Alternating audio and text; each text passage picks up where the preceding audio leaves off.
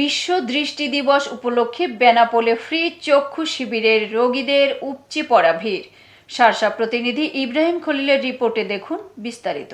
যশোরের শার্শা উপজেলার বেনাপোল মাধ্যমিক বিদ্যালয়ে আজ শনিবার সকাল থেকেই উপচে পড়া ভিড়। ফ্রি চক্ষু শিবিরে চোখের চিকিৎসা নিতে এসেছে শতাধিক মানুষ।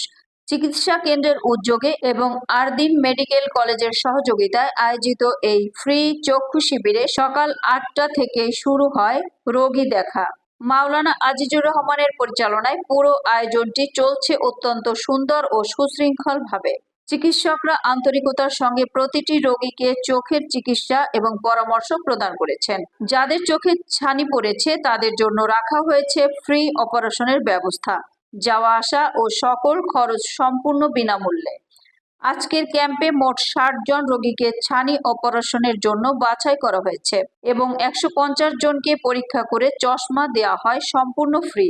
স্থানীয়রা জানান, সাধারণ মানুষের জন্য এমন উদ্যোগ সত্যি প্রশংসনীয় এবং সময় উপযোগী।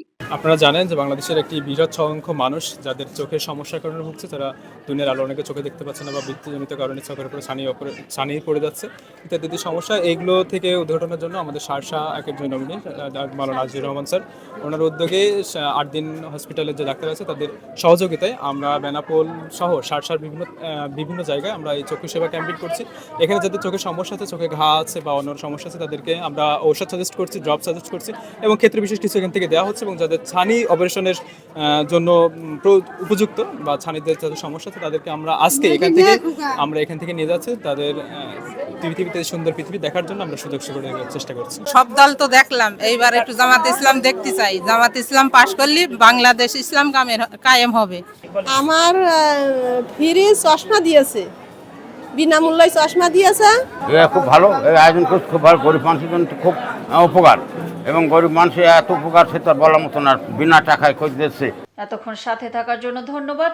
i1 টিভি নিয়মিত আপডেট পেতে ভিজিট করুন আমাদের ওয়েবসাইট, ফেসবুক, ইনস্টাগ্রাম ও ইউটিউব চ্যানেলে।